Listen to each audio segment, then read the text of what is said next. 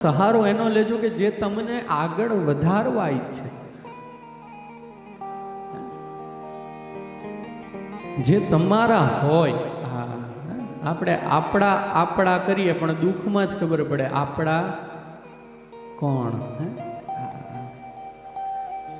અને બાળકોને સંસ્કાર આપજો કે જ્યાં સુધી બાપ છે, દાદા છે, માં છે, ઉપર છાયો છે ને ત્યાં સુધી વાંધો નહીં.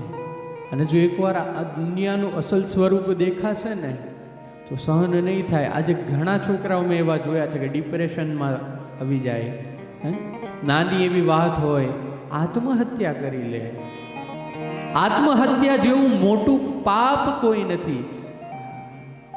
આપણા શાસ્ત્રો કહે છે કે જે એકવાર આત્મહત્યા કરે એને એવા 7 જન્મ આત્મહત્યા કરવી પડે.